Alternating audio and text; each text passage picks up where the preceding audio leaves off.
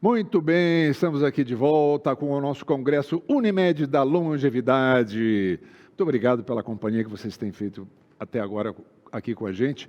Nós vamos passar agora para o nosso último painel de conversas para a gente falar sobre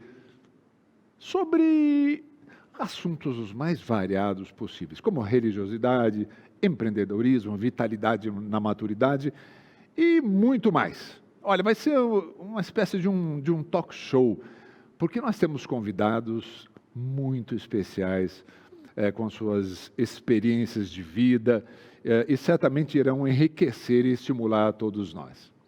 Nossa primeira convidada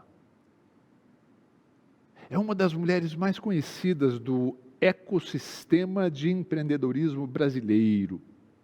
Ela é publicitária, fundadora da Rede Mulher Empreendedora, espaço que reúne mais de 750 mil mulheres e oferece, por meio de mentorias voluntárias, capacitação para essas empreendedoras em diferentes estágios. Desde a mulher que está começando a vender um bolo de pote, que aprendeu a fazer em casa, até aquela que já fatura alguns milhões de reais por ano nas suas atividades. Todas têm espaço nessa rede. Ela já foi considerada, a nossa convidada, empreendedora do ano pela Isto É Dinheiro, e foi eleita uma das 20 mais poderosas do Brasil pela Forbes BR em 2019 e Top Voices LinkedIn em 2021. É com muita alegria que eu agora recebo aqui, nós todos recebemos, Ana Fontes. Seja muito bem-vinda.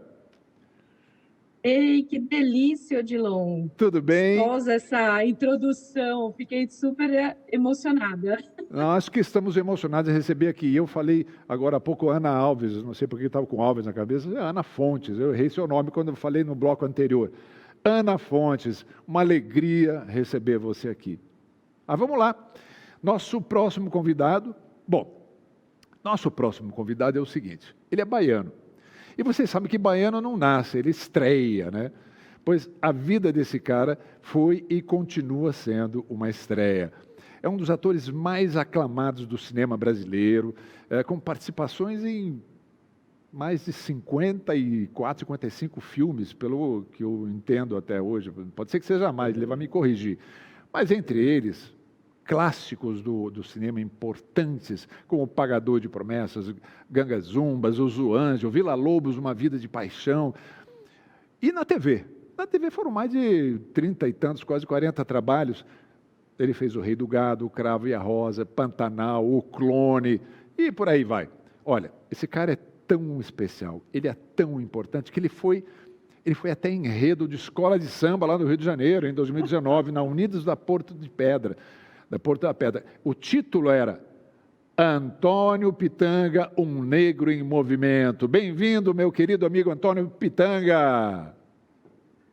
Que honra, que prazer, Odilon Wagner, se juntas a nós para falar de longevidade, desse congresso maravilhoso. É um prazer muito grande estar com esse naipe, né, de pessoas que vão poder dar o seu depoimento. É uma riqueza, é a fonte. Então, vou beber muito dessa fonte. Maravilha, querido, que saudade. O Pitanga é um amigo querido, eu tenho o privilégio de compartilhar com ele a vida e alguns trabalhos, e a gente vai falar logo nisso. Muito bem. A nossa próxima convidada, para formar esse trio de ouro, chama-se Cláudia Dias Batista de Souza.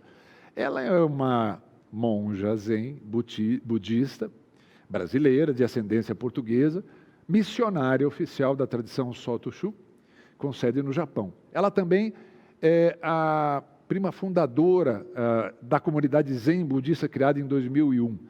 Antes de dedicar a sua vida à religiosidade, ela atuava como jornalista e repórter em diversos jornais de São Paulo.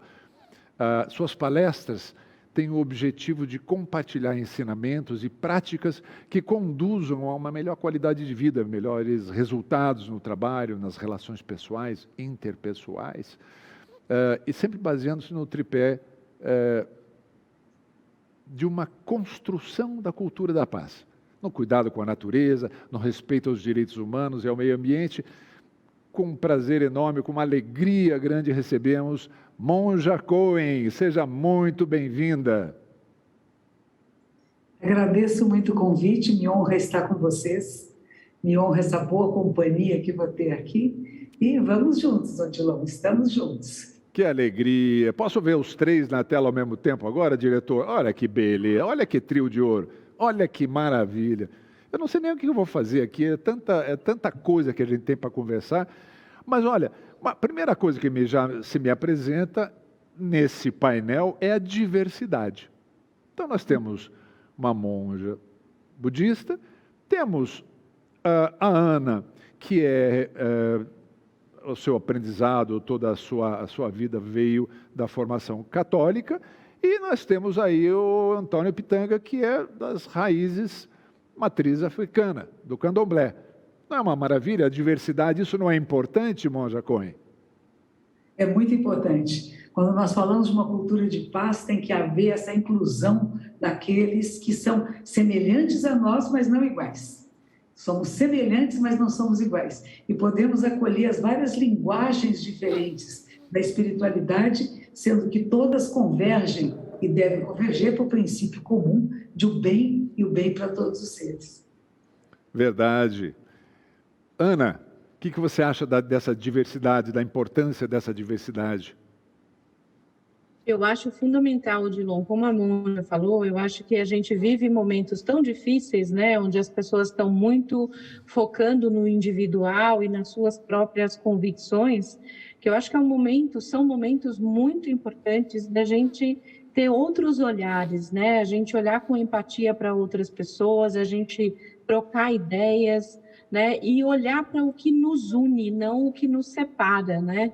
Assim, não é um processo fácil, eu não me considero assim uma pessoa evoluída, eu acho que eu evoluo todos os dias e aprendo todos os dias, mas acho que é um processo muito possível e um processo muito necessário, né? De você olhar para as outras pessoas com o olhar da empatia, não olhar com individualismo e também pensar muito, né, que para a gente se desenvolver como sociedade, a gente precisa de várias visões.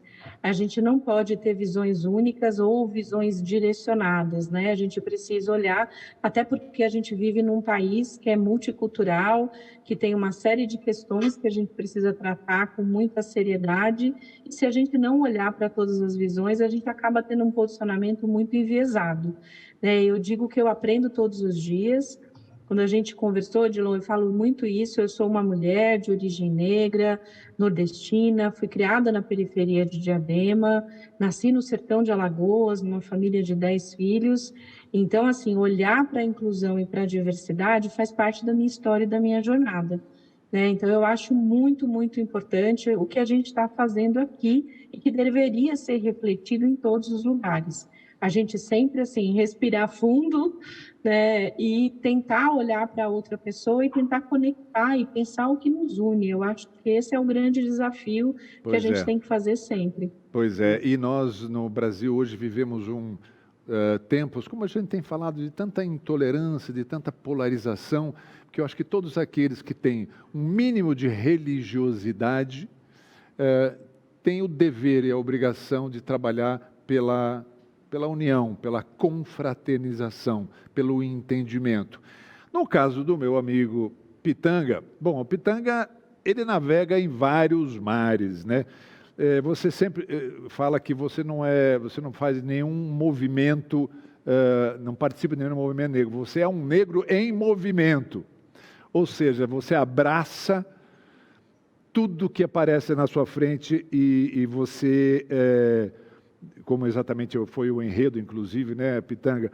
Mas como que é essa questão da religiosidade para você? Olha, Odilon, que prazer enorme estar aqui nesse congresso, né, com essas pessoas maravilhosas, né, a Ana, a Monja, você, né, para falar um pouco da longevidade. E para falar muito, aliás, da religiosidade, né? Eu nasci na Bahia, né? A primeira capital desse país. Então, o secretismo navega na minha formação. né? Tivemos holandeses na Bahia, tivemos espanhóis, ingleses, né? Muçulmanos, né?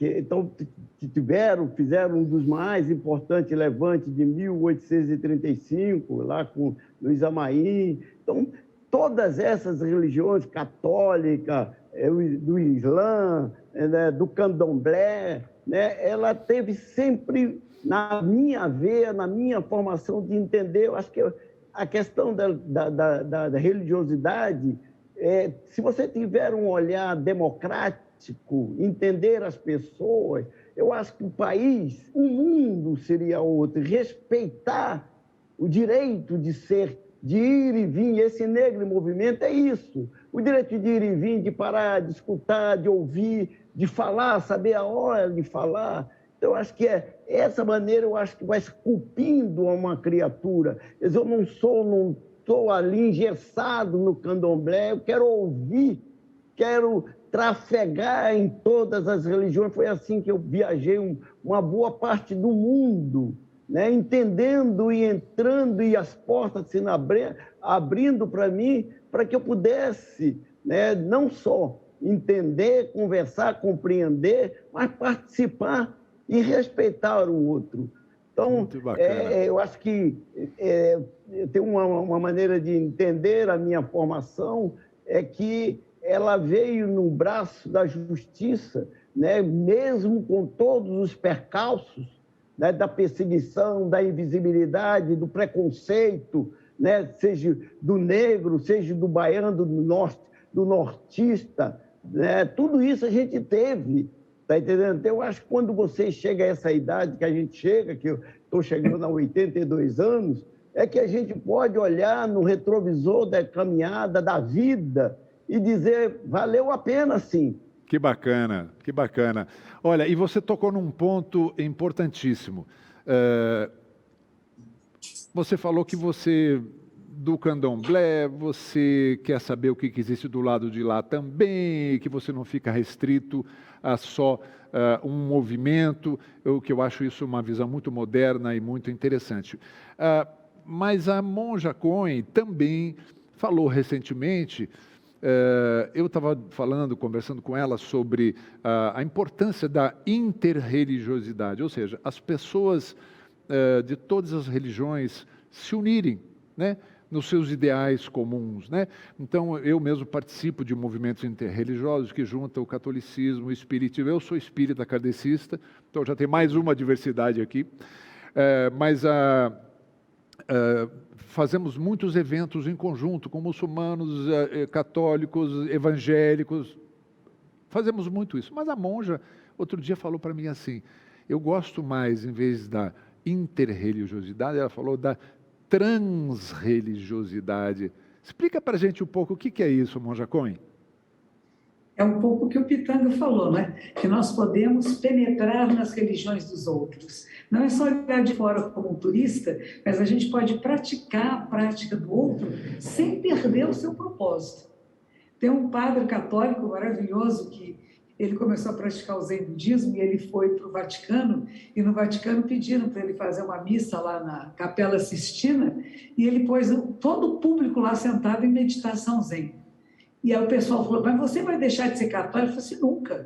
Meu coração é de Jesus, mas eu acho que eu posso enriquecer a nossa prática com a riqueza que há nas outras tradições. Então, a gente fala da intrarreligiosidade ou da transreligiosidade, que acaba... Porque quando fala de tolerância religiosa, tolerância é uma coisa que a gente tolera, que não é um remédio amargo, ruim, né? Eu tolero. Não, não é tolerar, não. É compreender, entrar dentro, experimentar um pouco. Não é mudar de religião, mas ter uma experiência mais íntima, mais próxima, que nos faz chegar mais pertinho. É isso aí, gostei muito. O negro em movimento. Não pertenço a um movimento, mas eu me movo entre todos eles. Isso é a transreligiosidade ou a intrarreligiosidade. Isso faz parte da religião ou da religiosidade zen budista? Nós temos feito isso há muitos e muitos anos. Teve o primeiro concílio, acho que foi no século XIX, da nossa era agora, né? Entre cristãos e budistas. Foi uma briga. Acabou numa briga danada no primeiro concílio. Aí fizeram o segundo, e aí deu certo. Porque nós não nos encontramos para convencer o outro da nossa tradição, mas para conhecer e respeitar. Então, isso, às vezes, a primeiro encontro pode ter um estremecimento, né? Mas se a gente não desistir, a gente consegue perceber. No meu mosteiro, por exemplo, uma vez passaram, eram umas 10 monjas beneditinas da Europa, que vieram passar um mês conosco. Depois a minha superiora, com uma monja, foi passar um mês com elas lá. Então, a gente sempre, durante toda a minha formação religiosa, nós tivemos essa interação com outras religiões. E quando eu cheguei no Brasil, o padre da Igreja Católica veio me convidar para fazer um encontro religioso na na Catedral de São Paulo. E foi muito bom, porque minha mãe era católica, sabe? Minha mãe achava ruim a história de ser budista, minha filha. Que coisa esquisita, quer ser religiosa, vai ser da nossa religião. E aí, quando me convidaram, eu fiquei tão contente que eu levei minha mãe, pus ela sentadinha lá na primeira fila, para ela me ver. Lá estava eu, na catedral, no altar da catedral, junto com o cardeal arcebispo, com o rabino, com o sheik, com a mãe de santo, com o pajé. Nós estávamos com o espírito, estávamos todos juntos. Foi muito bonito, o sheik. Então, para ela entender, e ela entendeu isso, tanto que ela disse para mim, minha filha, você serve a quem eu chamo de Deus. Seja qual for a tradição que você esteja, é a Ele que você serve, e eu te abençoo. Que beleza. É isso que a gente tem que chegar lá, né? Que todos estamos servindo a uma coisa maior do que um grupo ou outro, né? Mas nos ligamos a um grupo ou outro, que de mais afinidade conosco. Sem dúvida. E me diga uma coisa, olha, só para esclarecimento agora de vocês, nossos convidados, quando quiserem complementar, falar, perguntar um para o outro, fiquem à vontade. Eu queria saber da Ana.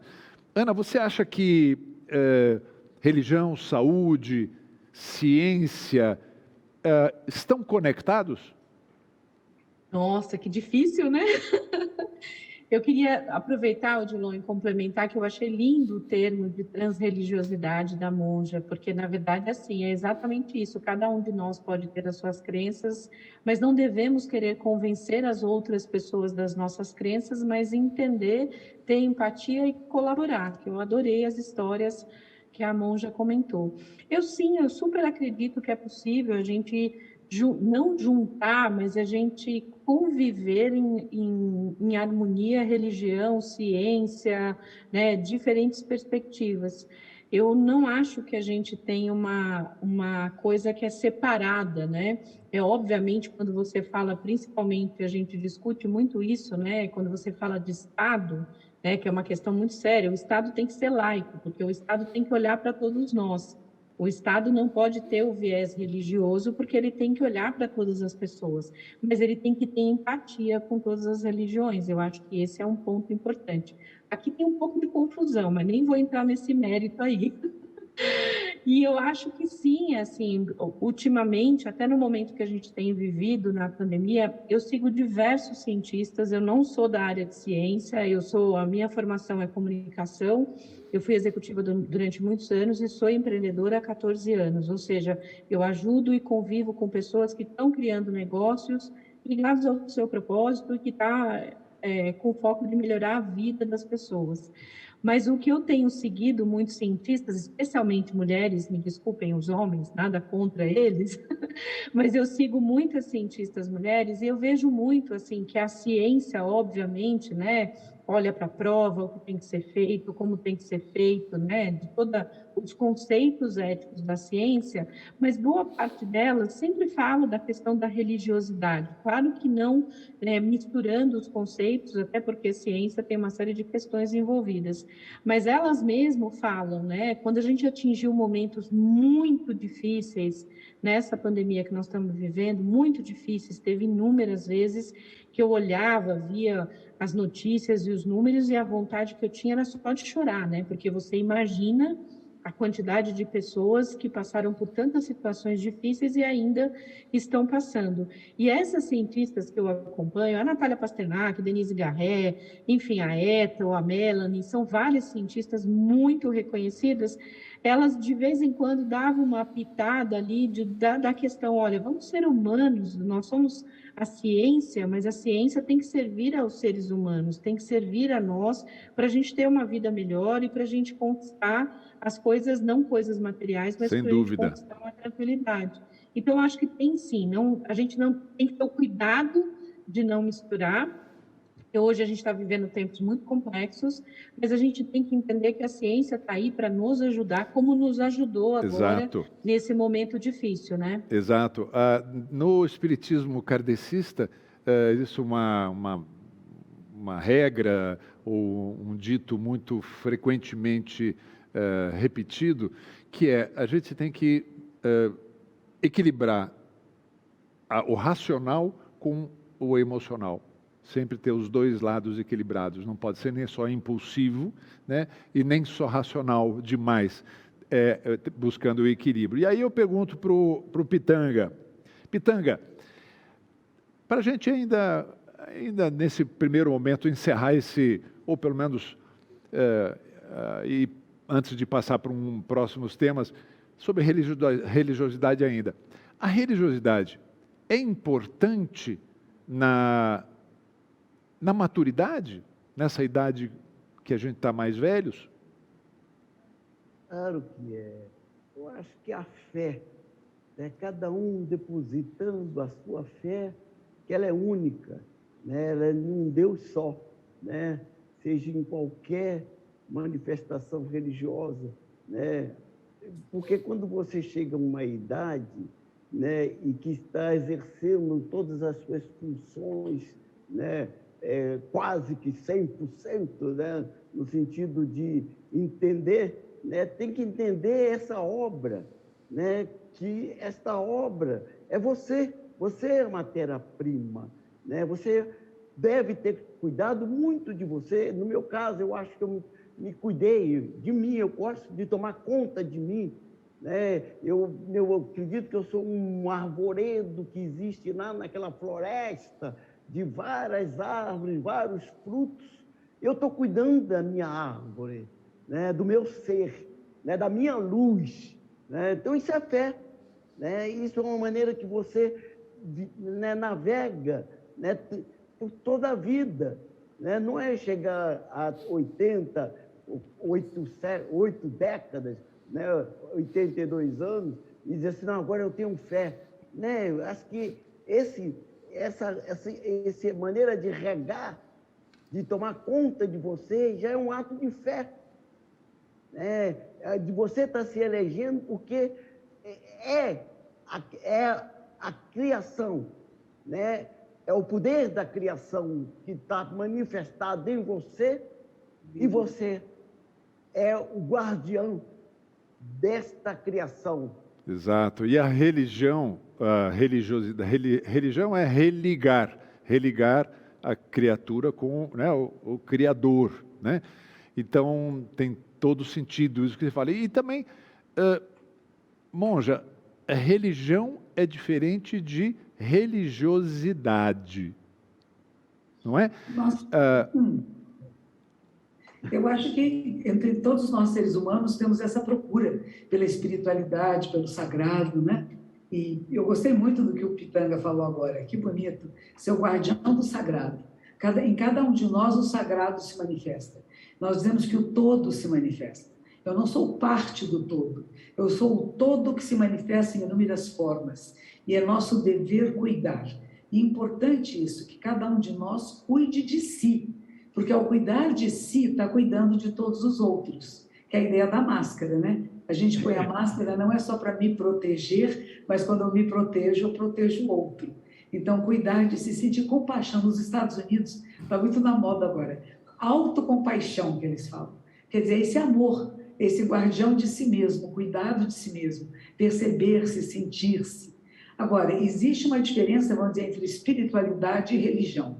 A procura pela espiritualidade é a procura que todos nós temos, independente de qual religião possamos seguir. O que é a verdade, por que estamos vivendo, o que é a morte. existe Deus, não existe Deus, o que chamamos de Deus, como nos relacionamos com o sagrado. Essas perguntas todas são desse caminho da inteligência espiritual que é comum a todos nós. Agora, nós escolhemos nessa senda, nessa incrível possibilidade diferente de religiões e maneiras de se conectar com o sagrado, cada um de nós vai ter uma afinidade maior com um determinado grupo.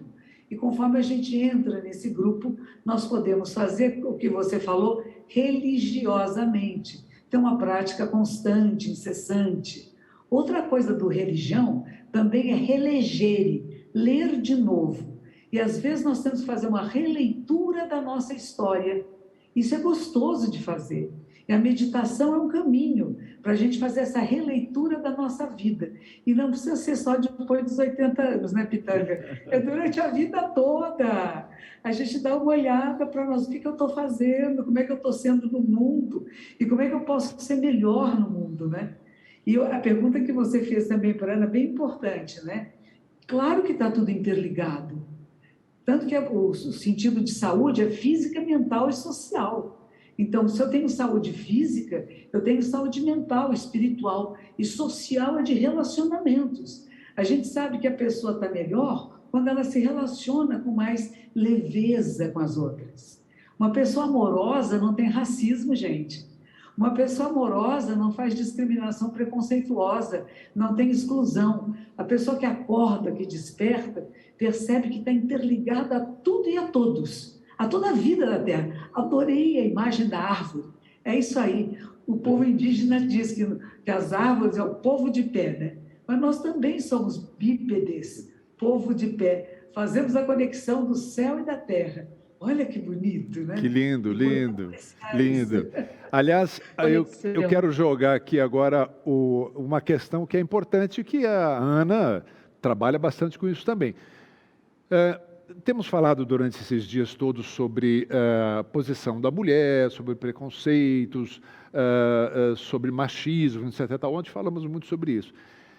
Ainda no tema religiosidade, por que existem tão poucas líderes mulheres?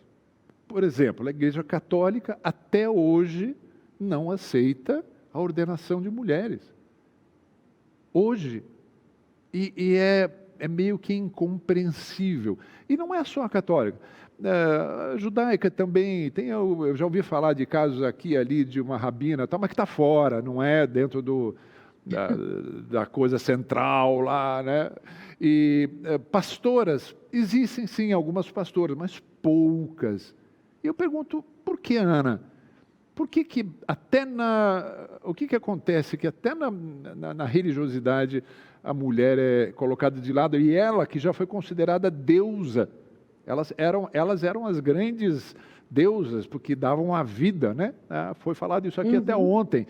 Elas eram endeusadas porque elas davam a vida, os homens não sabiam por que elas davam a vida. E quando eles entenderam que eles participavam disso também, eles tomaram para opa, então é meu, não é você não, sou eu que dou a vida. Né? E aí começaram a tomar conta dessa liderança religiosa. Isso acontece na religião. Depois eu quero ouvir também, importante dizer que, quero ouvir, obviamente, o Zen budismo é diferente, a gente já está vendo uma líder religiosa aqui, mas e no candomblé e nas matrizes africanas também tem muitas mulheres, mãe menininha, etc. A gente ouve muito, né? Mas eu quero ouvir a Ana, o que ela fala em relação a esse conceito da mulher. Então, Odilon e todos, assim, a gente tem uma questão de construção social, né? Se você pegar historicamente, até pela história da humanidade, né?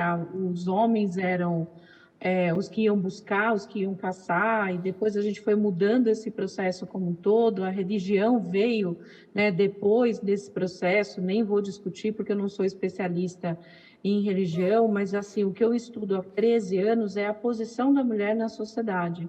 Se você olhar em todos os espaços que a gente tem, onde tem espaços de decisão, sempre as mulheres estão subrepresentadas. Se você olhar em outros ambientes que não sejam os ambientes religiosos e das religiões mais conhecidas, vamos assim dizer, né, a exceção do que você comentou da monja e do próprio Pitanga, das religiões de matrizes africanas que valorizam a presença da mulher, as demais religiões também tiram a mulher desse ambiente de poder, de iluminação ou de ser uma pessoa com voz e não sei se sapiência é a palavra, mas sabedoria, vamos assim dizer. Ou de igualdade mesmo, né? Exato, exato. Nós vivemos numa sociedade, né, sem querer ficar puxando muitas questões difíceis, nós vivemos numa sociedade machista, né, numa sociedade onde 51,5% da população, não só do Brasil, mas do planeta, varia em pouquíssimos números, é composta por mulheres.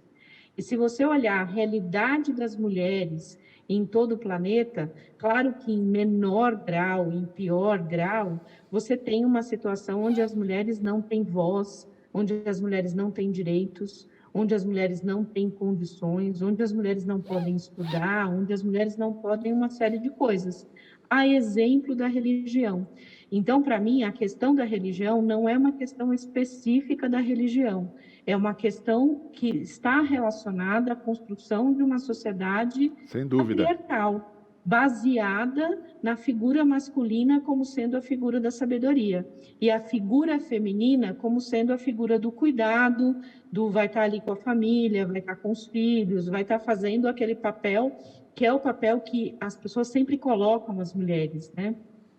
Tem um dado muito interessante, Odilon, que todo o trabalho não remunerado do planeta, 80% do trabalho não remunerado do planeta, ou seja, um trabalho que não é valorizado, é feito por mulheres.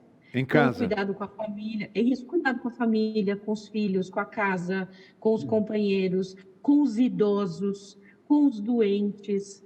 Se você olhar todo o contexto do trabalho não remunerado e não valorizado, ele é realizado por mulheres. Recentemente, teve uma lei muito interessante na Argentina, que eu lembro que eu comentei com você, tem um mês e meio essa lei, foi no 29 de julho, em que passou a considerar o trabalho das mães como um trabalho remunerado. Ou seja, elas têm direito à aposentadoria, depois que elas completam o tempo delas, né, de lei de aposentadoria. Olha que bacana, então, né? Então, dá para desconectar essas coisas, sabe? Quando você olha para a sociedade como um todo, a mulher é sempre colocada em algumas caixinhas. Que em bacana. tudo, em religião, em trabalho, em política, em tudo. Fala, Pitanga. Não,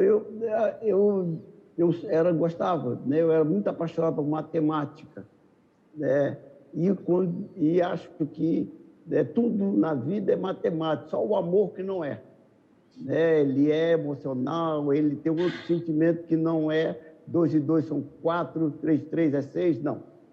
Mas eu vejo que, na questão da mulher, eu tento entender tanto a mulher quanto o negro.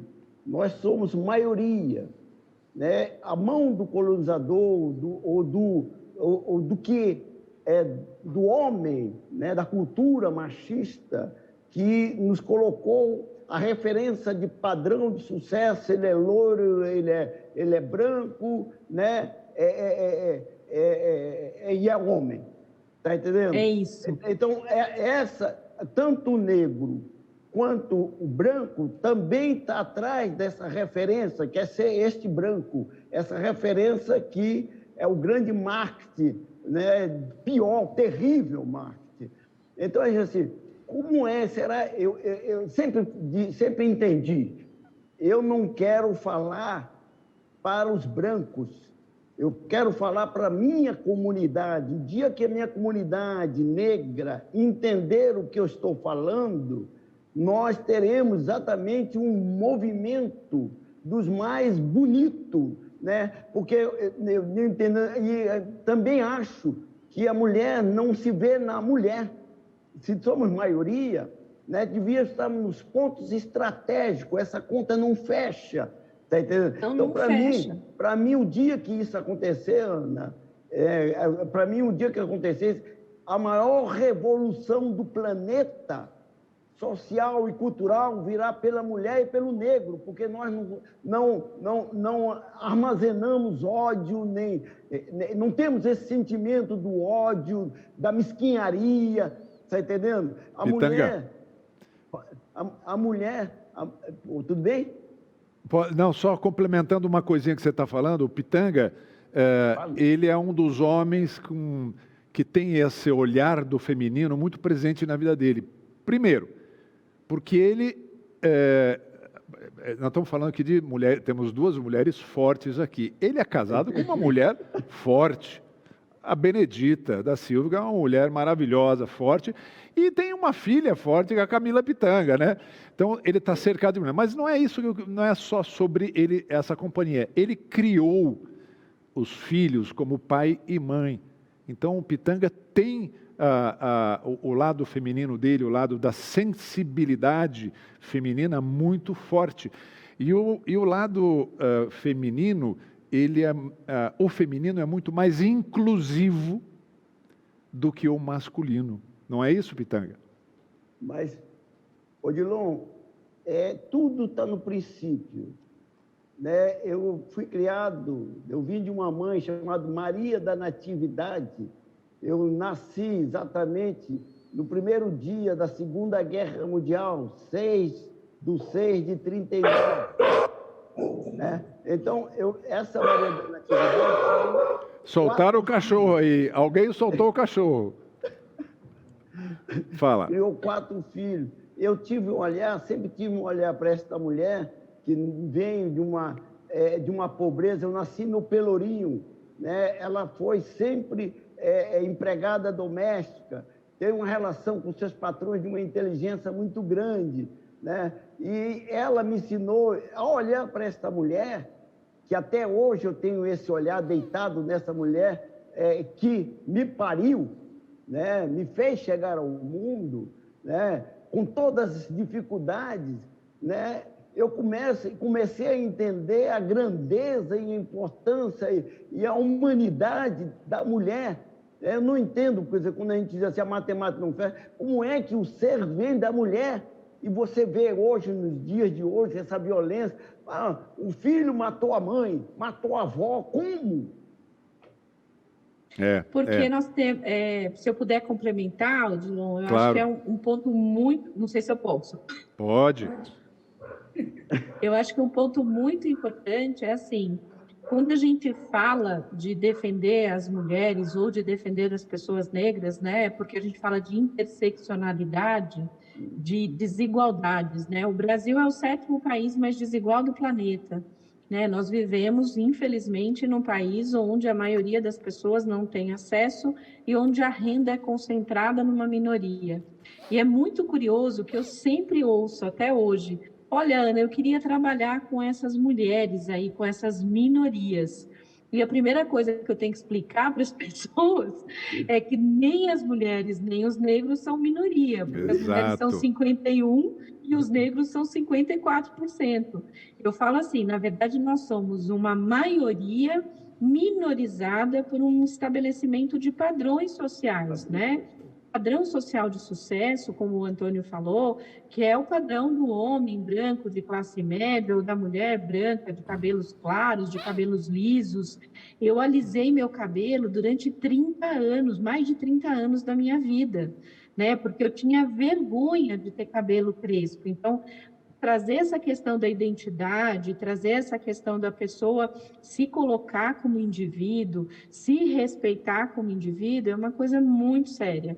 E assim, só para fechar, quando eu falo de inclusão de mulheres e de pessoas negras e de qualquer inclusão, porque nós vivemos uma questão de justiça social, eu falo muito sobre direitos humanos. As pessoas ficam assim, você quer dar melhores condições para as mulheres. Eu falo, gente, não é sobre supremacia feminina, nem sobre supremacia racial.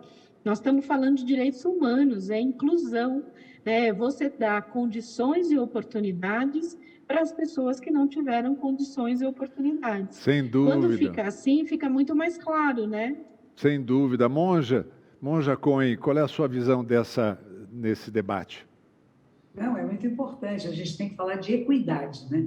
Eu tenho muitas amigas que são freiras católicas, monjas, e às vezes eu dou umas provocadas delas. Por que vocês não viram papa, por exemplo? Por que não tem bispos? Por que vocês não podem ordenar pessoas? Na minha ordem, por exemplo, no Japão, na época de Buda, a primeira monja vai ser a mãe adotiva dele. A mãe dele morreu uma semana depois que ele nasceu e a tia vai adotá-lo. E ela vai ser a primeira monja. Mas quando ela pede para ser monja, lá já era uma sociedade patriarcal e machista. E ela pede para ser monja e diz assim, não, o que vai ser das famílias se as mulheres saírem de casa? Mas veja bem, numa sociedade patriarcalista, a mulher só tem valor pelo homem que acompanha. E os homens iam para a guerra. Então, tinha muitas mulheres que não tinham nenhum respaldo social e acabavam sendo párias sociais. E essa tia dele, que era a esposa do rei, resolve cuidar dessas mulheres. Então, ela tem um grupo grande, então ela vai atrás dele e diz, nós queremos ser monjas, queremos ser monjas. E um discípulo dele, um menino, quando a vê chegando na porta, eu vou interceder pela senhora. E pergunta a Buda, todos os seres são capazes do mesmo despertar que Buda? Ele diz, claro que sim. E aí ele fala, então por que o senhor não ordena as mulheres? E aí tem um ponto importante.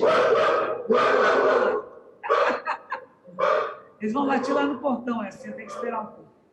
E aí tem um ponto importante de dizer que mesmo o ser iluminado, desperto, ainda está sujeito às discriminações preconceituosas da sua época. Então, Buda era um cara maravilhoso, que despertou, que percebeu que está interligado com tudo, mas ainda vivia nos valores daquela sociedade.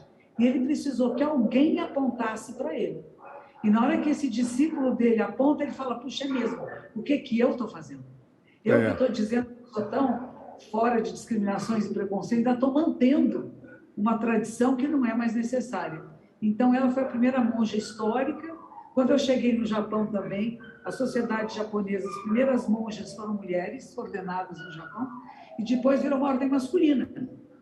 Mas durante a guerra, os monges também foram para a guerra. Então, tinha poucos monásticos. E começaram a dar poder às mulheres. E uma monja que eu conheci, na época ela tinha com 96 anos, ela chegou no nosso mosteiro e ela viajou o Japão inteirinho exigindo equidade. Eu não falo de igualdade, mas equidade, o mesmo valor. A noite e o dia, né? Tem o mesmo valor, a mesma preciosidade, não são iguais. Dia é dia, noite é noite. Mas tem o mesmo valor e a mesma necessidade de existência e de respeito.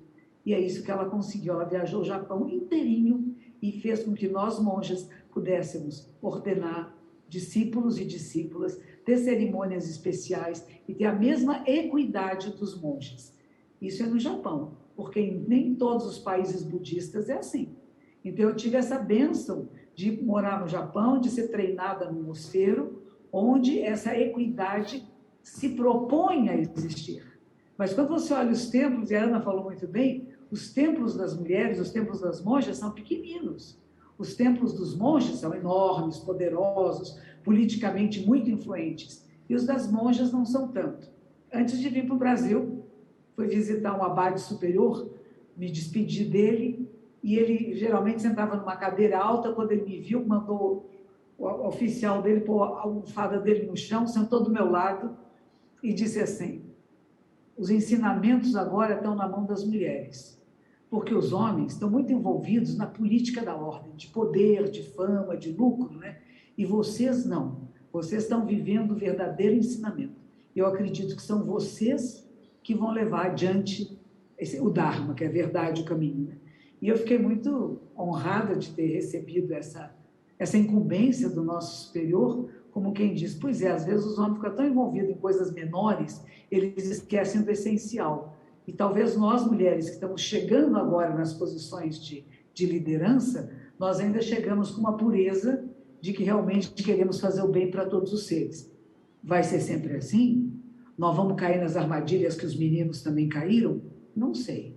Eu não sei. Mas está havendo um movimento lindo, está havendo uma mudança muito grande. Tem programas de televisão agora falando das pessoas pretas, tem programas de televisão, tem maquiagem agora, creme de cabelo, né? A beleza de ter o cabelo crespo, né? Então está tudo isso mudando e tem muitas mulheres ascendendo a posições de poder. Ainda é muito pouco, não é a maioria, como dizia, a proporcionalidade ainda não está certa, não. Mas nós estamos caminhando nessa direção. Eu acredito que a vida de cada um de nós está dando uma gota nesse oceano para que isso aconteça. Talvez a gente não veja até a nossa morte, isso tudo está realmente na equidade, né? nesse respeito, nessa inclusão. E agora a gente tem o problema do gênero, né? Tantas pessoas que são assassinadas. O que é isso, gente? Porque são homossexuais, ou transexuais, ou bissexuais. Agora tem pansexual também, tem tudo isso acontecendo, né? E cabe a nós reconhecer que são seres humanos. E eu também trabalho um pouco nisso. Eu perguntava, você é feminista? Eu falo, não, eu sou a favor do ser humano, mas do ser humano com equidade. E aqueles que estão mais na margem, que não são incluídos, a gente tem que dar poder para eles poderem subir. E não dizer, não vou fazer nada, porque sozinho tem que ter mérito. E meritocracia é uma bobagem, você sabe, né? Meritocracia não vale. A gente tem que criar causas e condições. Não teve mérito, por isso que não foi. Que isso? Nós temos oportunidades iguais, ainda não estamos dando. E essa pergunta, como fazemos para empoderar mais, estamos falando aqui agora das mulheres, porque é importante a gente falar que a mulher tem este pensamento mais agregador, a mulher tem esse pensamento mais universalista, né? Pela sua própria condição. Então, eu jogo para vocês, Ana, Pitanga, o que fazer para a gente empoderar mais essas mulheres? Olha, eu posso começar falando o seguinte, eu acho que o muito importante é a gente oferecer condições e oportunidades. Eu acho que nós, como seres individuais, como falou o Pitanga e a Monja, a gente tem tempos diferentes para assimilar as mudanças e as coisas que acontecem na nossa jornada de vida. Eu lembro quando eu comecei a rede, há 11 anos atrás, a gente falava isso, a gente falava, nós vamos ajudar, nós vamos empoderar as mulheres. E com o tempo você vai aprendendo, né? Você vai tomando até aquelas coisas assim na cara para você ir aprendendo. E eu descobri que a gente não empodera ninguém. Na verdade, o que a gente faz, até porque a gente não tem raio empoderador para sair com uma varinha oferecendo para as pessoas. O que a gente faz é dar os elementos, né? Ou seja, as informações, as orientações, as recomendações, para que cada uma das pessoas, no seu tempo, construa o seu empoderamento. Para mim é uma coisa muito individual. Eu levei muito tempo para entender isso, porque eu achava que o que eu fazia era uma coisa muito superior e que eu saía empoderando as pessoas alguns anos atrás, especialmente as mulheres, que é com quem eu trabalho.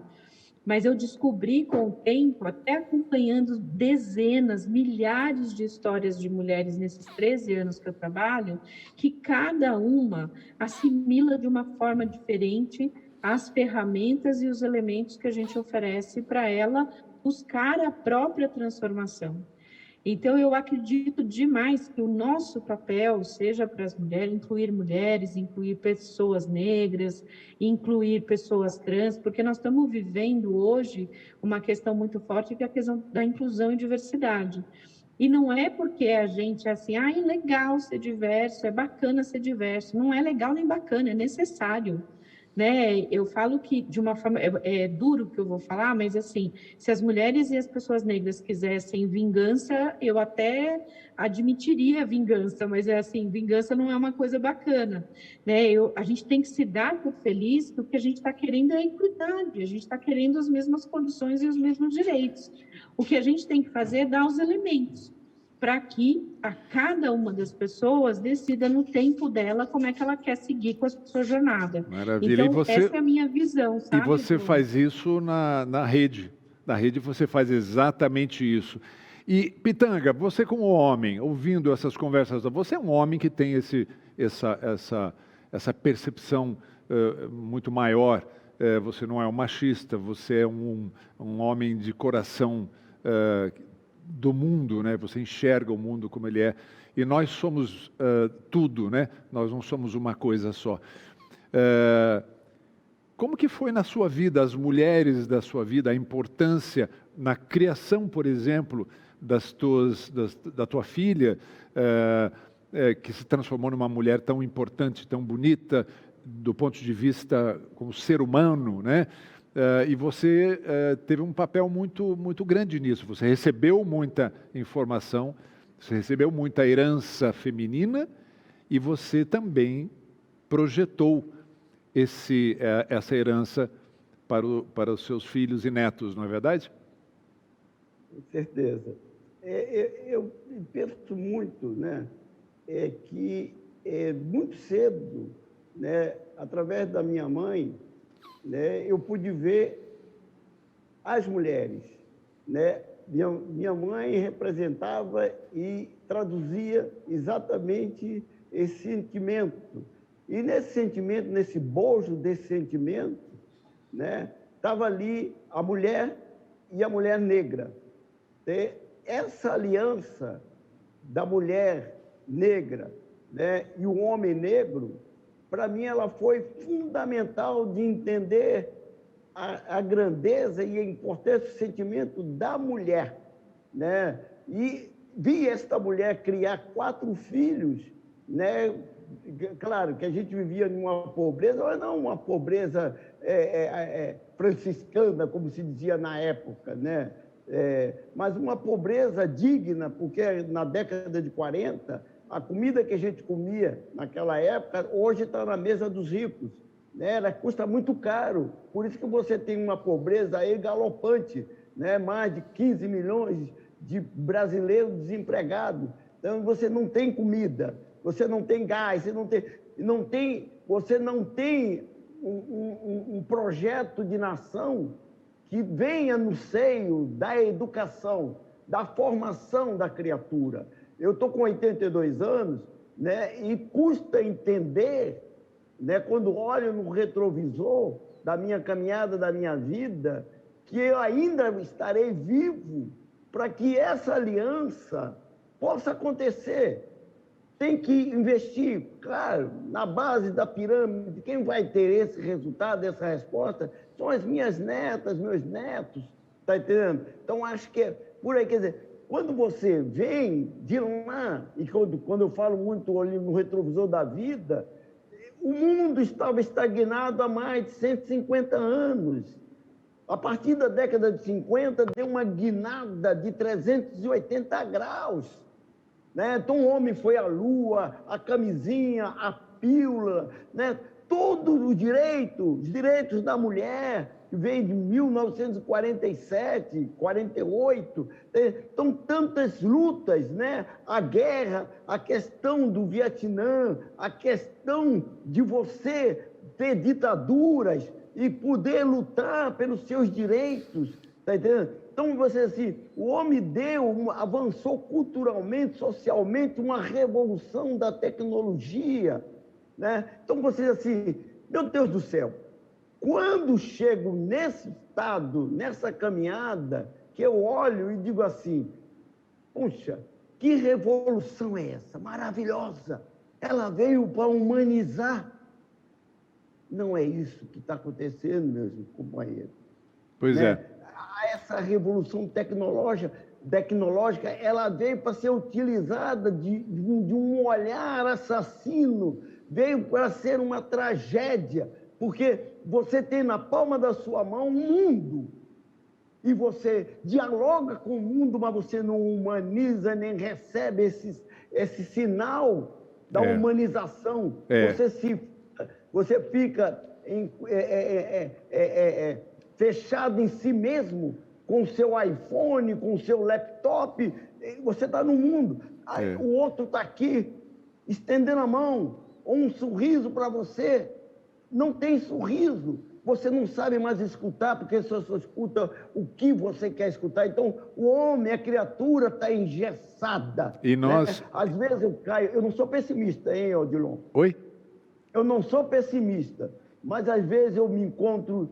Quando eu estou no meu próprio silêncio, eu me pergunto, será que a criatura deu certo? Então, mas eu acho que são reflexões importantíssimas. São reflexões importantíssimas. Eu acho que todos nós nos questionamos sobre isso, Pitanga. E aí, olha que interessante, eu dirijo agora a Monja Cohen um questionamento bem baseado no desenvolvimento do ser humano. Porque existe, assim, uma percepção de que uma monja, já nasceu monja. Já nasceu com a espiritualidade lá. Francisco de Assis já nasceu santo, né? O Gandhi era um homem que já teve aquela sabedoria toda, mas a gente vai ver a história deles, a gente vê que não, que Francisco de Assis pegou em armas, lutou nas cruzadas, assim como Gandhi também pegou em armas e tantos outros. Então, eu acredito, viu, Pitanga, que isso é possível, e aí eu jogo essa pergunta agora para a monja, porque até o desenvolvimento desses grandes seres exigiu trabalho. Ninguém chegou a monja Coen, não nasceu monja Coen, ela se transformou na monja Coen, assim como Francisco de Assis e Gandhi, etc. e tal. Este é o aprendizado que nós temos que desenvolver para que a gente consiga chegar num patamar da sociedade em que a igualdade, né, o olhar, a equidade, a igualdade, esse olhar mais feminino esteja cada vez mais presente. É um desenvolvimento, é uma parcela do desenvolvimento humano, não é, monja? Eu acho que sim, mas eu não diria que é só uma visão feminina da realidade, né? Como você falou, em nós habita tanto, as duas energias habitam em nós, né? Sem dúvida. E nós podemos... É que essa falta mais agora, né? Sim, quer dizer, ela ficou mais esquecida.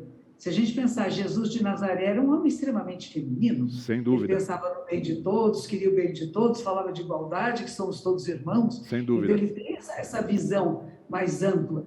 E eu acredito muito que nós, humanos, estamos caminhando, sim, estamos nos envolvendo mais com a vida, com o planeta Terra. Eu tenho muita esperança nessas novas gerações que estão vindo aí, estão presentes no celular, eu também tenho meu celular, mas a gente sabe deixar ele de lado.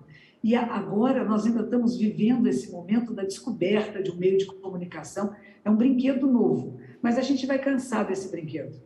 E a gente vai voltar a precisar ter esse contato humano, do afeto, do abraço, do cheiro, né? De ficar junto. Tudo isso vai se misturar. Como está híbrido agora as nossas relações, né? Algumas pessoas já estão trabalhando presencialmente, outras ainda estão apenas online, e alguns de nós fazemos ambos.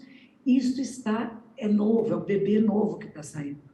O Leonardo Boff, recentemente, eu vi ele falando, achei tão bom, ele disse assim, a maneira antiga de ser, que é todo esse patriarcalismo, o ódio, a vingança, o rancor, tudo isso está sumindo, ele vai ainda desaparecer, está nos seus últimos estertores, tá? Sabe quando a pessoa, assim, antes de morrer, começa a ter... É como se tivesse isso lá, o que está acontecendo no Talibã, no Afeganistão, tudo é simbólico disso, é os últimos estertores de uma maneira de ser que não cabe mais no mundo, que não dá mais. E o bebezinho ainda não nasceu, que é o bebezinho dessa vida comunitária, acolhedora, inclusiva, e que a tecnologia terá um papel importante, sim, quando nós aprendermos a usar a tecnologia de forma adequada.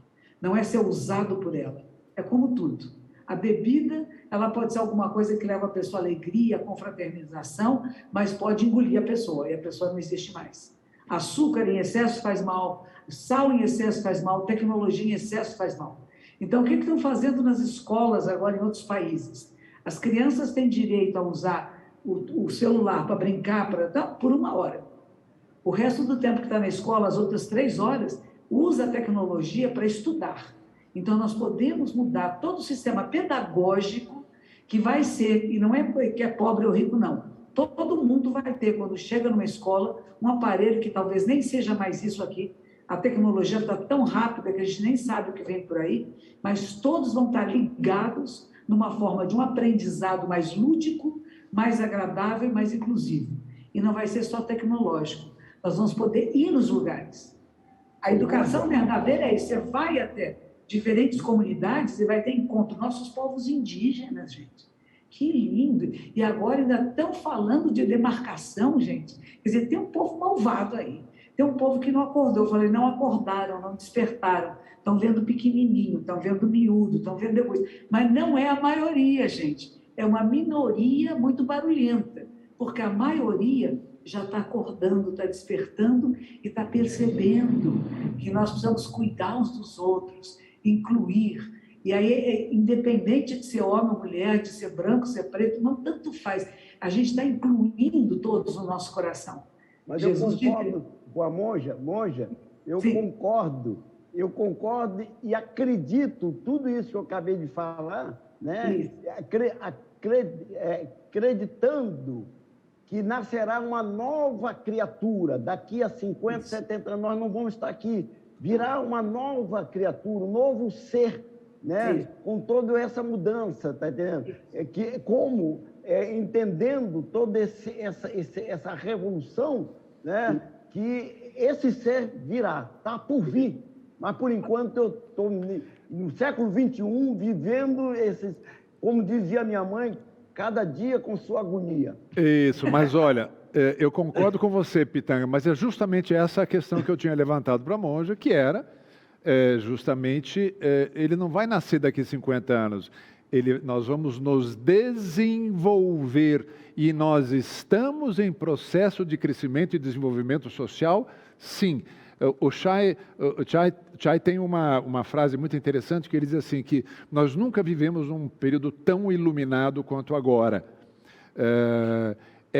A única questão é que antes a gente não enxergava, agora a gente enxerga a casa. Ele falou, a vida é como se a gente tivesse... imagina que você tem lá uma despensa na tua casa, que uma luzinha, uma lâmpada de 60 watts, daquela antiguinha e tal, e você vai jogando tudo lá dentro da tua despensa, e coisa que não funciona, etc. Vai ficando aquela bagunça. Um dia você resolve fazer uma limpeza lá, e você bota uma lâmpada bem clara, e aí você começa a ver a quantidade de lixo, de sujeira que você juntou esse tempo todo. Ele compara isso com a humanidade. A gente agora está enxergando mais, e a própria tecnologia é responsável por isso. E vejam que bonito. Então a gente vai se desenvolver, era isso que eu tinha perguntado para a monja. A gente se desenvolve, eu acredito plenamente nisso. E aí, a Ana falou também que ela também achava isso, aquilo e tal, e que ela foi aprendendo com o tempo. Eu queria que você falasse agora desse teu aprendizado, Ana, porque você lançou uma rede fabulosa, você fez um trabalho espetacular. Fala para a gente um pouquinho do que é o potencial desse trabalho da rede. Eu acho muito bacana, e só concluindo um pouquinho a fala da monja, que eu fico aqui, dá um quentinho no coração dela a fala dela e do Pitanga, que assim, é uma coisa que eu acredito muito, os bons são maioria, gente. Concordo não tem dúvida. plenamente. As coisas vão dar certo, os bons são maioria. Enfim, quando eu comecei a rede lá atrás, eu comecei a rede há 11 anos. Na verdade, eu comecei por uma necessidade minha, que comecei a empreender, tive muitas dificuldades e percebi há 11 anos atrás que, como eu, milhares de mulheres, milhões de mulheres pelo Brasil, também estavam com as mesmas dificuldades. A rede hoje tem 11 anos de existência, nós temos hoje 1.100.000 mulheres já, o número sempre atualiza, e já impactamos a vida de mais de 6 milhões de mulheres. E foram muitos aprendizados nesse processo como um todo, sabe? Nesses 11 anos. A gente não nasceu pronto, não nasceu construído, não nasceu definido, nada disso. As coisas foram acontecendo e foram sendo construídas a partir dessa jornada e da visão das próprias mulheres. Eu lembro um episódio bem rapidinho que foi muito importante para a gente. A rede tinha uns 4 anos, a gente ajudando, dando consultoria, a rede dá curso, treinamento, mentoria, segura na mão das mulheres para ajudar a desenvolver, com foco específico em geração de renda. E eu lembro que na época eu recebi uma mensagem de uma mulher do interior de Minas Gerais, e ela colocava assim para a gente, olha, eu estou muito feliz com a ajuda que vocês estão me dando para o meu pequeno negócio, né? As coisas estão caminhando bem, eu estou tirando R$ 1.500 por mês, olha isso. E aí ela pôs uma última frase nessa mensagem, ela escreveu assim, eu consegui separar do meu marido. E aí eu não dormi com essa mensagem, não consegui, porque eu falei assim, gente, eu não criei um movimento para ajudar as mulheres a se separarem do marido. Mas foi através dessa mensagem que eu entendi claramente qual era o nosso propósito. Porque aí eu liguei para ela, fui entender, ela falou, olha, eu tenho uma quitandinha, um mini mercadinho, uma coisa bem pequenininha aqui na minha cidade, e as dicas que vocês deram nos ajudaram. E ela falou, eu separei do marido porque eu vivia numa situação violenta, abusiva, né, com violência física, inclusive, só que eu dependia dele financeiramente. E aí tem uma questão de romantização da sociedade, né? Que a mulher não precisa ter dinheiro, que ela precisa ter um marido provedor. E a gente fala exatamente o contrário aqui. A gente fala, olha, é importante que você seja dona da sua própria renda, do seu dinheiro, porque você vai ser dona das suas decisões. Inclusive, se você quiser sair de situações como essa. Você acaba saindo dessas situações com menos dificuldade do que aquela mulher que depende financeiramente do companheiro. Então, é nesse processo, essa jornada toda que a gente vem fazendo para ajudar essas mulheres. Tem inúmeros causos, mas eu queria contar um, Odilon, se você me permitir. Claro. Quando, em 2014, por conta do nosso trabalho aqui, eu fui convidada para participar de um painel no Marrocos. Eu nunca tinha ouvido falar nada, não conhecia a cultura lá, nada. Eles me convidaram para falar o que a gente estava fazendo aqui no Fórum Mundial de Direitos Humanos. Você imagina o quanto isso me deixou feliz, né? Super, assim, empolgada. Aí fomos lá, eu tinha uma outra brasileira que eu fui participar de um painel e dar 2 aulas para mulheres da região da África ali, não só do Marrocos. Era Marrocos, Etiópia, várias outras regiões. E aí, no dia do meu painel, eu estava muito feliz, porque o auditório devia ter uns 300 lugares e tinham 300 pessoas no auditório. Assim, eu estava super animada, porque era um dia chuvoso, né? Eu falei, nossa, que legal, auditório cheio. E dentre essas 300 pessoas, tinham uns 30 homens. E aí eu fiquei, puxa, que feliz, né? Os homens estão aqui para ouvir o que a gente vai falar, né? Do trabalho, da inclusão de mulheres, das oportunidades. Olha que bacana, os homens interessados também, né? Interessados, né? Porque, assim, o Pitanga é um aliado e a gente precisa dos aliados. Não é uma guerra entre homens contra mulheres, né? Como eu já falei, é sobre direitos humanos. E aí eu toda feliz, animada, terminou o painel, fui conversar com a mediadora, que era uma francesa, que vivia muitos anos lá no Marrocos. Ela falou, não, querida, eles não estão aqui para poder ouvir e aprender com você, eles estão aqui a mando do governo para entender se o que você está falando não vai incitar nenhuma questão em relação às mulheres que estão te ouvindo.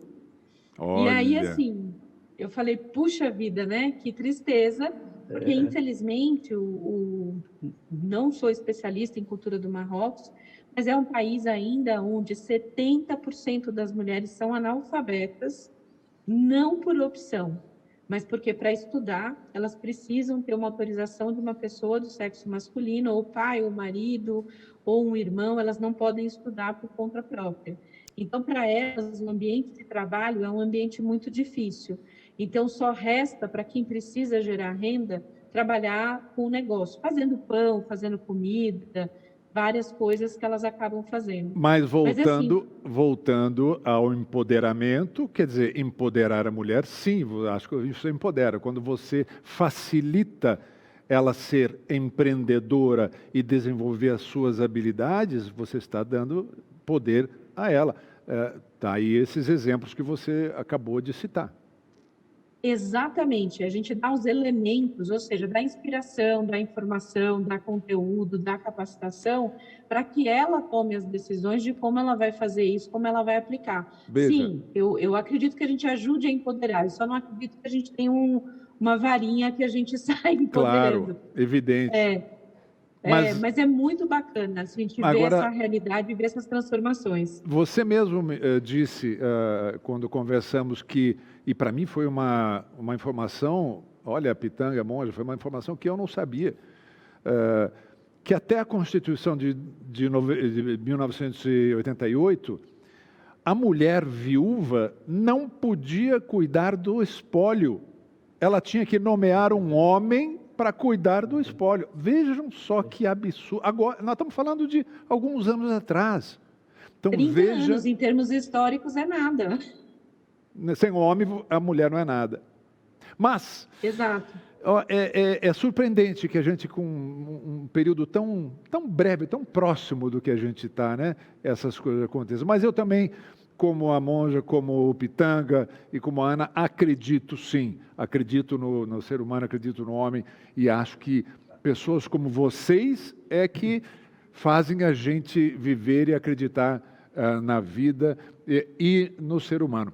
Agora, falando em ser humano, eu quero saber o seguinte: Antônio Pitanga, este camarada, com 82 anos de idade, uma atividade impressionante. Nós estamos aqui num fórum de longevidade. Esse camarada não para de trabalhar, de fazer filme, de dirigir filme. Ele faz exercícios físicos normalmente, tem uma atividade física enorme. Ele joga futebol, aliás, ele joga futebol sempre. E com outro longevo também, no time do Chico Buarque. Eles são parceiros há mais de 40 anos, eles jogam futebol junto. E ele joga assim, operou o joelho deu problema, ele foi lá e arruma o joelho e continua jogando futebol, não é isso? Como é que é essa vitalidade? Como é que você mantém essa alegria, essa vitalidade? O que significa? Vem do nascedouro, Odilon, Monja, Ana Fonte, vem do nascedouro, né? Muito jovem, essa coisa de correr para lá, correr para cá, e andar, pegar bonde, né? Depois eu fui ser estafeta da Oeste, fui aluno do mestre Pastinha, né? Jogando capoeira, né? Gosto demais de praticar o esporte. Então, isso vai dando um alimento, né? Porque os neurônios precisam de alimentos, né? De você, o social, de você transitar em várias áreas, né? Oxigena, né? Todo o seu cérebro, né? E te dá uma vitalidade, né? Eu jogo 3 vezes por semana. Olha. Chico, né? Segunda, quinta e sábado. Eu não joguei sábado porque eu tinha esse compromisso da Unimed com você. Passei vergonha aqui, viu, Pitanga? Mas é uma maneira que eu tenho, né, de me agradar. Quando eu digo tomo conta de mim, eu também tenho a maneira de regar esse arvoredo, né? Dando um agrado no meu alimento, poder fazer. Cada um tem uma maneira de fazer, de ser, né? Eu gosto de ler, eu gosto de praticar esporte, eu gosto de caminhar, eu pego ônibus, eu gosto de pegar metrô, tenho um carro, mas eu gosto de fazer essas coisas. Eu acho que essa coisa te dá, né, uma certa relação com a vida. Agora, voltando, Dilon, desculpa, mas voltando do que estamos falando, da mulher, do negro, né? A gente tem que reconhecer que a mulher e o negro, principalmente a mulher, está onde está hoje por lutas, pela sua condição de lutar, né, de estar em pontos estratégicos, pela sua inteligência. Hoje a mulher é diferente da mulher da década de 30, de 40, de 50, de 60. A mulher hoje tem uma visão, né, fantástica, né? Essa mulher que tem dupla jornada, tripla jornada, né? E continua tendo, né, sendo um farol para a humanidade. Eu tenho essa admiração. Quando você pergunta como é que você criou Camila e o Rocco, eu não criei um menino e uma menina, né? Eu criei, né, duas criaturas que tinham os mesmos direitos. Não é porque ele é homem e tem mais direitos do que a mulher. Então, a gente tinha uma relação democrática de confiabilidade nas nossas relações, né? Porque eu acho que do momento que você chega até a criança, desarmado, não senhor da verdade, vai dormir, fez o dever, vai tomar banho. Não, vamos conversar. Eu sou muito, viu, Odilon, viu, Monja e Ana Fontes, eu sou muito, sempre fui de conversar. Eu gosto de conversar e fazia reunião com meus filhos, né, até chegar ao denominador comum. Não é, entendeu? Não estou querendo mandar. Então, para você fazer isso, é preciso que você, né, esteja desarmado e entenda a linguagem dessa criatura que está em desenvolvimento.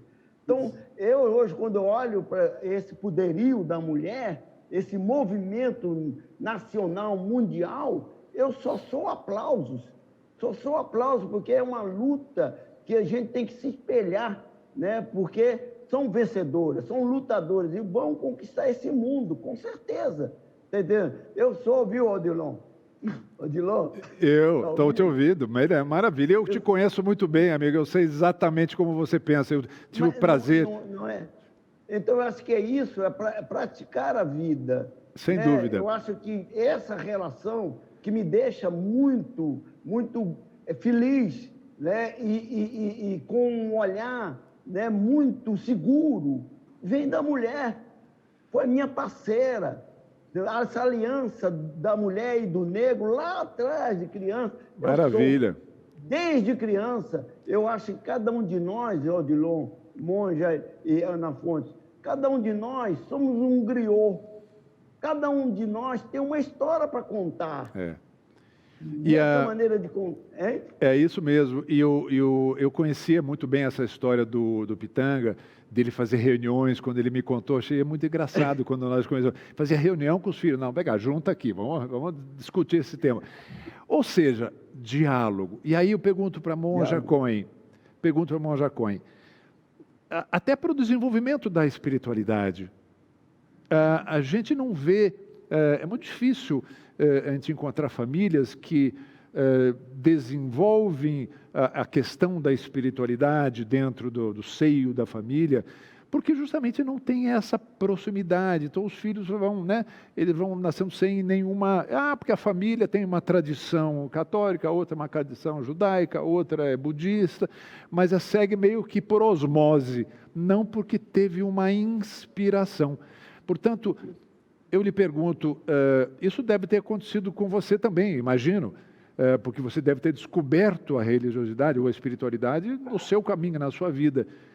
E qual mensagem a gente deixaria, ou o que você poderia falar sobre isso?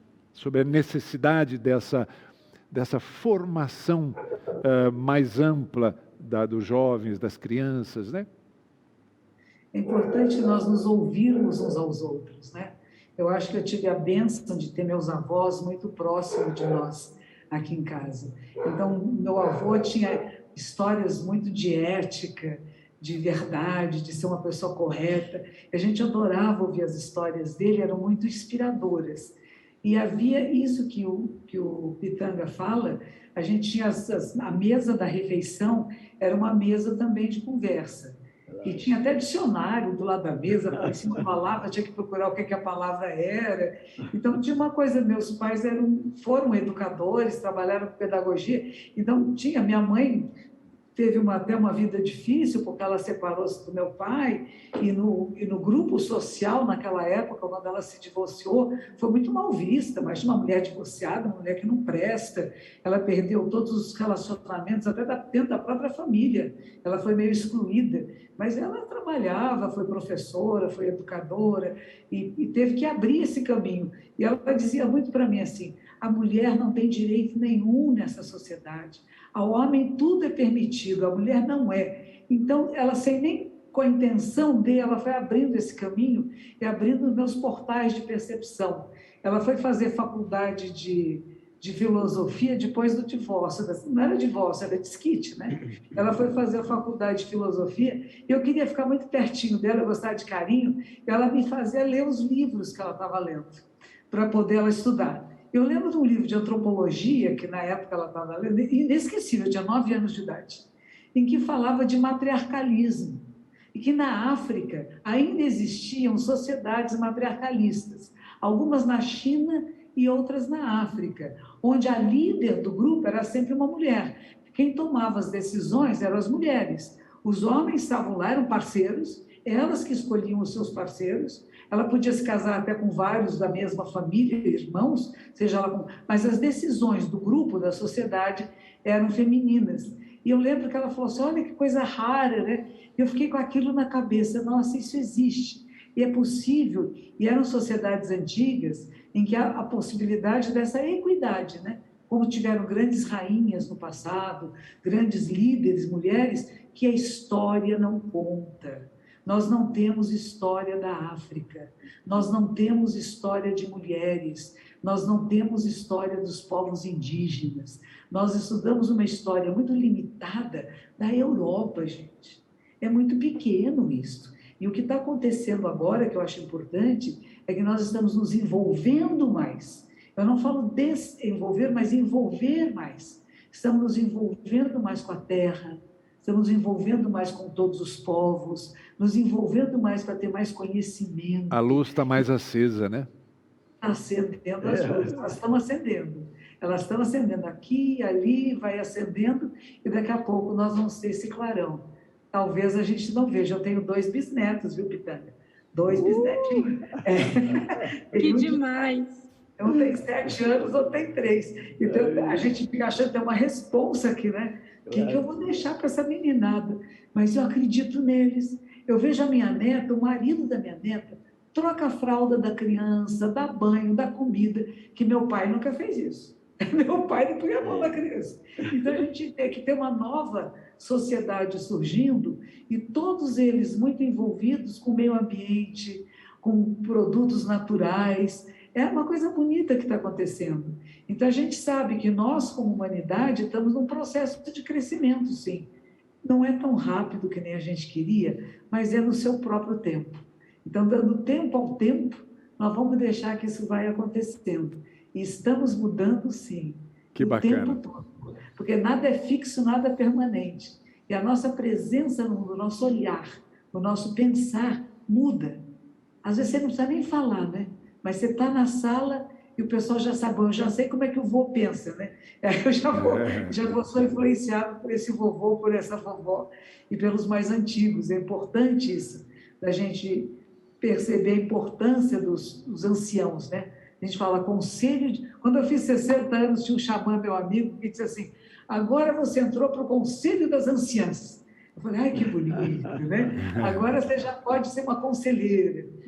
Aí fiz 70 anos. Aí eu estou falando, agora, quando eu ia para o aeroporto, era assim, com 60 anos você tinha prioridade. Aí passou para os 70. Agora que eu fiz 70, passou para os 80. Você já sabe, né? Pitanga está na frente. Quando eu chegar aos 80, vai ser dos 90. Então, nós sabemos que nós, humanos, também estamos ficando mais longevos. Nós vivemos cada vez mais e temos que viver com qualidade de vida. Isso. E temos que pensar nisso. E nos preparar para isso. Exatamente. E já preparar, desde os meus bisnetinhos lá, já preparar para eles ficarem bem velhinhos. Eu quero eles bem idosos. Então, já criando causas e condições para que eles possam ter uma longevidade saudável e inclusiva, trabalhando, fazendo as coisas. Não é aposentando, não é enfiando um aposento, não. É isso. É exatamente isso. Olha, gente, eu acho que a gente poderia ficar aqui conversando o dia inteiro, porque tanta coisa bonita, pessoas tão especiais como vocês, mas infelizmente o nosso tempo já está indo para o final. Eu sinto dizer isso, porque eu estou tão envolvido e apaixonado aqui que ficaria mais 1 hora conversando com vocês. Mas então eu vou passar para vocês assim as palavras, considerações finais para cada um de vocês. Nós temos mais 3 minutos e meio, vamos dividir irmanamente. Ana, o que você deixaria de mensagem aí para os longevos, os mais velhos, os maduros, de sua experiência? O que você deixaria para a gente de mensagem? Bom, primeiro eu quero agradecer demais, uma honra estar aqui com vocês, de verdade, Monja, Antônio Pitanga, Odilon, realmente estou bem feliz nesse sábado, no fim do dia, né? É um momento até especial. Eu acho que a mensagem mais importante é que, assim, a gente tem que tomar consciência da gente e do nosso papel na sociedade, né? Eu acho que é uma construção, não é uma coisa que acontece da noite para o dia, falo isso pela minha própria experiência, acompanhando a experiência de várias pessoas. E eu acho que nada é tão pequeno que não possa fazer a transformação do mundo que a gente vive hoje. Eu procuro fazer a minha parte do pequenininho, da gotinha no oceano, né? E sempre tentando fazer o melhor para que a gente caminhe, como a Monja colocou, para um futuro onde eu tenho filhas, não tenho netas ainda quero ter netas, quero viver esse mundo tendo netas, talvez até bisnetas, mas enfim...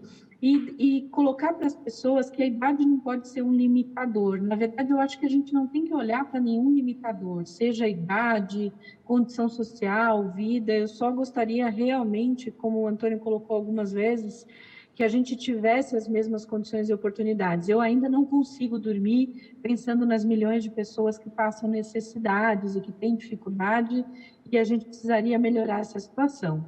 Então, Muito acho bom. que a minha mensagem é essa, cumprindo o nosso 1 minutinho. Maravilha. Muito obrigado, Ana. Pitanga. Olha, eu quero agradecer muito, né, esse congresso da Unimed, né, que traz à baila, né, a conversa, né, o encontro sobre a longevidade, né, com o Odilon Wagner. Ele não quer estar entre nós, ele está, porque está desde 7 horas aí da manhã com esse congresso. É um atleta também, intelectual, atleta. Mas dizer da minha satisfação, da minha alegria, né? Quando você pergunta da minha formação, eu fui daquele criança que a gente ouvia os mais velhos. E isso eu trouxe para as minhas netas. Domingo aqui com a Benedita da Silva, a gente se reúne e minhas netas moram comigo, eu tenho 3 netas, né? E a gente conversa. Então, esse papo, esse encontro, Odilon, que a partir desse congresso que você está liderando, a longevidade, é tudo que eu quero, que os mais velhos possam ser esse griot a contar, a conversar, e essa juventude que está nos assistindo, né, saber um pouco. É pouco, acho que eu não tenho conhecimento de ter havido nenhum encontro de pessoas de uma idade, certa idade, de certa vivência, com certa vivência, né, com um dinamismo futuro, né, que tenha proporcionado esse encontro que vocês estão proporcionando. Muito obrigado. Citamos Vinícius de Moraes, que dizia: morro ontem, nasço amanhã, meu tempo é quando? Maravilha, obrigado, Pitanga. Monja Cohen, as suas considerações. Nós acabamos de estourar o nosso tempo, mas eu jamais iria tirar o seu tempo final de encerrar a sua participação. Gratidão a todos que vieram antes de nós, que nos deixaram esse lastro maravilhoso, e o nosso compromisso de levar adiante longevidade saudável, corpo e mente, e que todos possam despertar. Assim seja. Que assim seja. Muito obrigado, muito obrigada. Vocês são pessoas especiais.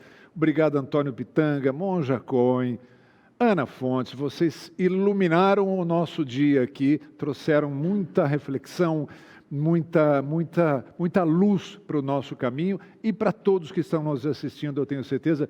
Muito obrigado pela participação de vocês. E eu quero agradecer a todos vocês que estão nos vendo aí. Encerramos aqui o nosso Congresso Unimed da Longevidade. O evento vai continuar, mas o Congresso Unimed da Longevidade, agora, só o ano que vem. Agradeço muito a companhia de vocês. Um beijo e até breve. Até breve. Odilon, muito obrigada, muito bom ter você mais um ano aqui com a gente, nesse evento maravilhoso que é o Longevidade Expo mais Fórum. E que jeito maravilhoso de terminar o congresso, né? Bom, agora vamos para um breve intervalo e a gente volta já já para retomar a programação da Maratona Digital da Longevidade. A gente volta com a Mature. Continue aí com a gente.